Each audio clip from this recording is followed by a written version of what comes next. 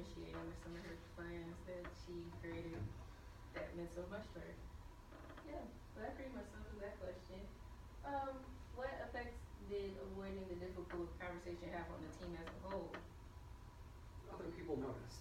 As the tension builds, other people notice and feed off of that negative type of energy as opposed to being encouraged by everyone and what's going on. They also had to pick up for Rachel's slack when she started to, not do things. Yeah, so it really changed everybody's perception of each other, and so that kind of affected the unity that they originally had that Scott really wanted to implement by really getting up and personal with everybody. So yeah, when we have difficult conversations, we don't want this to happen where we're doing mostly good, but the little errors that we do create causes great difficulty in the end. So kind of just wrapping all the tips all in one, using each tip, and remembering that we can't just do one part, you have to do it as a whole to get the advantage of the process. So we have this quote by Christian Jared, he's a psychologist, and he says, by providing justified negative feedback in an appropriate manner, the recipient benefits and you will be a more effective colleague and manager. Does anybody have any thoughts about this quote?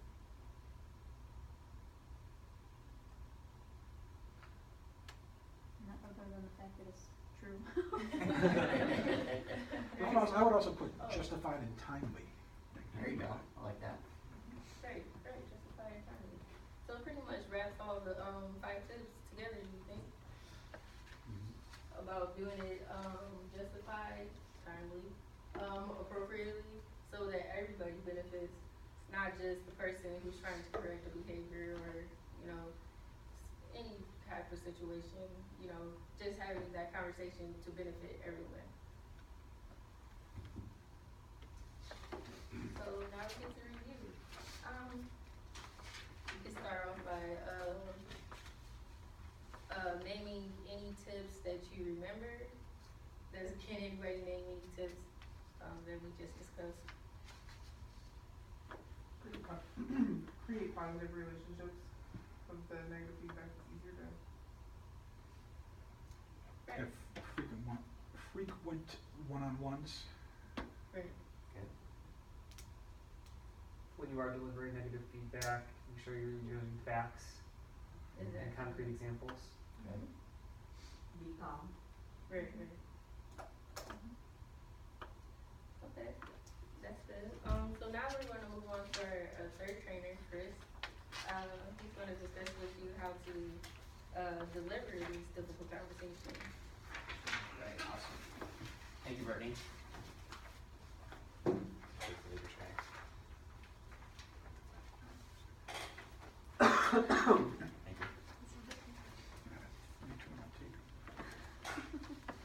All right, again, I'm Chris Dotson. Thank you so much for being here. Really happy with this opportunity. So, going into the 7 tips that we have here, we're going to start with it's kind of a silly little video, to be honest with you, but just an example of let's say call this a not to, okay?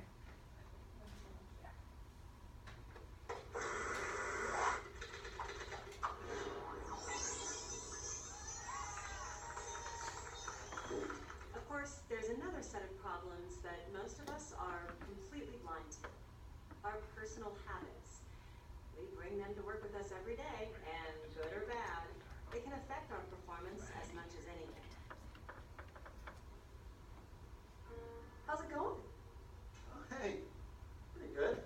Most of the inventory's up to date, but I've got a list of stuff they forgot. You want to go over that now? No, let's do that later. Okay. Do you know you have a very strong aroma? What? An odor. It's like a body odor. Well, I need you to take care of it. All right? Yeah. Great.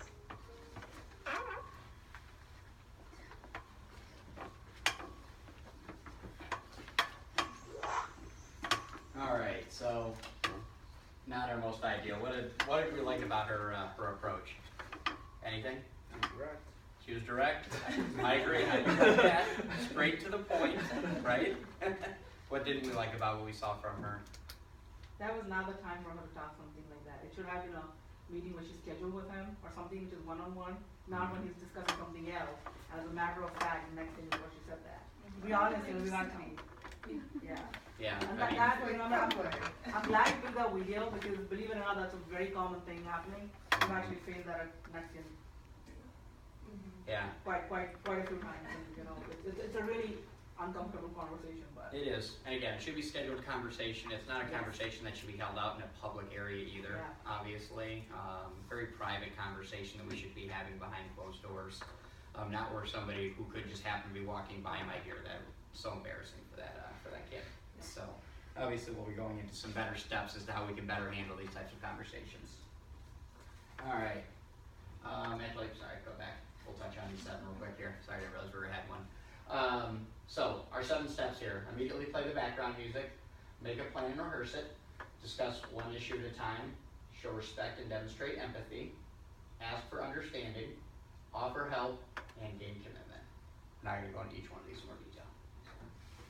So immediately play the background music. Anybody want to take a stab at what that means? Anybody have any idea? Address the issue right away rather than trying to have side conversations. Good guess. A little off, but close. Set the scene. Perfect. What do you mean by set the scene?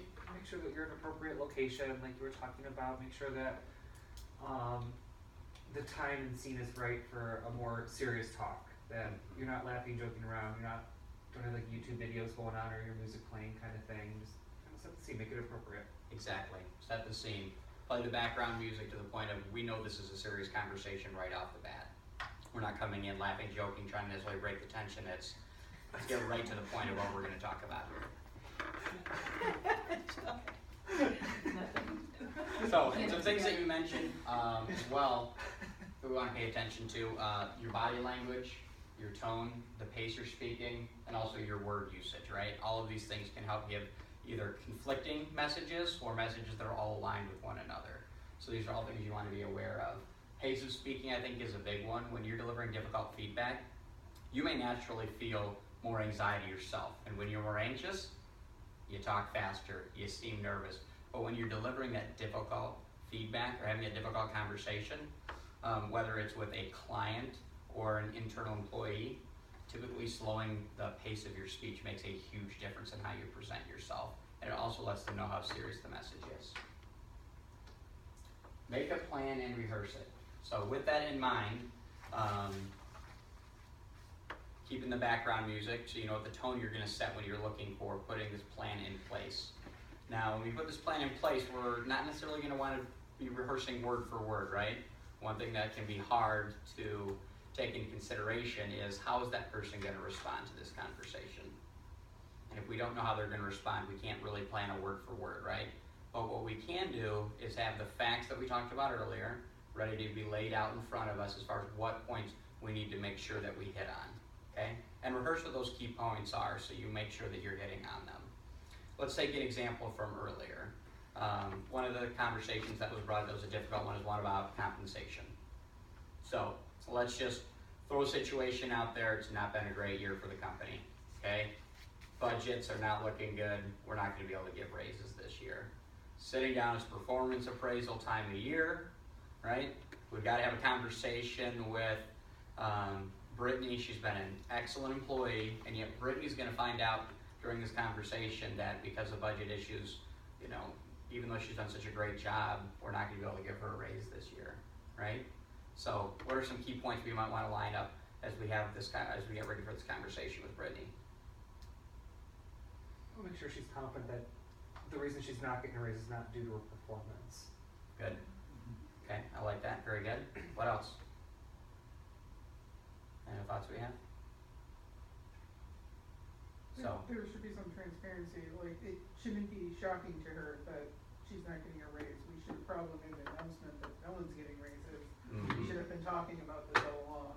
right, again, and going back to the 5 tips, right, that we're being upfront, we've got established relationships, we're giving feedback regularly.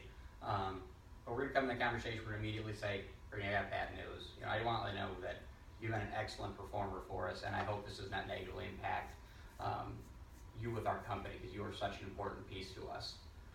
Got bad news though, and budgets just aren't there. You know, we've had a really hard time this year financially, and you know, myself included, none of us are getting raises this year.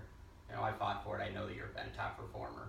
But unfortunately, this is just, it's just not gonna be the case this year. Okay, this is an example.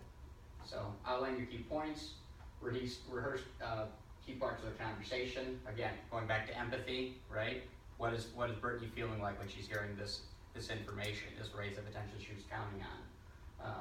Prepare for those emotions, potentially anger, sadness, could be fear. It could be fear that, hey, this is money she was counting on and now she doesn't know what she's gonna do. And again, as we talked about, recognize it might not go according to plan. One issue at a time. Who's heard of the famous sandwich technique? Have you ever heard of the sandwich? What's the sandwich? Something positive, put the negative thing in the middle, then end it with something positive. Right, the sandwich technique. And that can be effective in some situations. However, when we're having these really difficult conversations again, right? We start with our general principle, playing the background music right away. The background music means we gotta get right to how serious it is. We don't wanna send conflicting messages, right? Even in the video we just watched, she kinda had a smile on her face as she was delivering the feedback. It was really confusing. You know, I got a smile on my face, and yet on my face, you know, and giving you some feedback that it's really personal and uncomfortable. So, and again, we talked about the performance appraisals we've been talking about a little bit, but never should be a surprise, right? It's never the time to deliver difficult feedback for the first time during an appraisal. Really, it should never be the time to deliver feedback for the first time in an appraisal anyway. A performance appraisal should be a discussion about your performance throughout the year, but all of it should be stuff that's been discussed previously. Showing respect and demonstrating empathy. So, go ahead. Again, here's our 4 qualities of empathy: with perspective taking, staying out of judgment, recognizing emotions in others, and then communicating that emotion. Really, we need to understand how they could potentially feel. Put yourself again in their shoes. Don't judge them for how they react. You know, realize it may get a little bit. There's a possibility it could get out of hand. It likely won't if we're following the steps properly, and we've been doing the 5 tips that Brittany talked about earlier, and you're showing proper respect. Likely it's not going to get something that's going to escalate. It's when we violate these, the way we act on a day in, day out basis, and we really are not approachable people, that these conversations we have with them get so much more difficult. It's already hard to tell somebody you don't want, give them information that you're not comfortable giving to them, and that's hard to hear, but it's even harder when we're not following those principles. Something I've always seen that has helped as well is not prejudging how they're going to react. Good.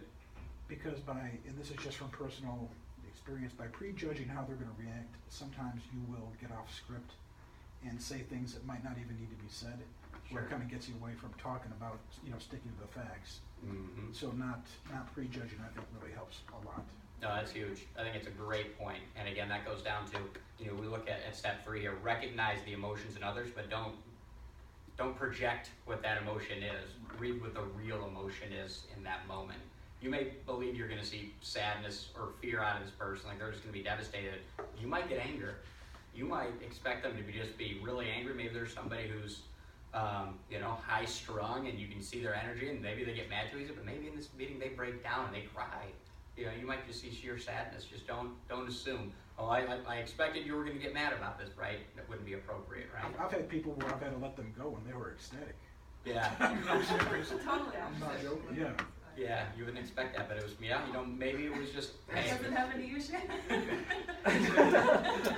they because they wanted the unemployment, whatever. I mean, they were kind of like waiting to get let go. Yeah, or you know, So. maybe just a sigh of relief, like, you know what, I know this isn't working out, this hasn't been the right fit for me, and now it's like, finally, you know, it's almost a sigh of relief for that person. You're actually So happy that's a that they great let point. go because, like, you know, like, they can apply for the workers, they can apply for Welcome back. unemployment rather than, you know. Yeah. We'll have that happen, yeah.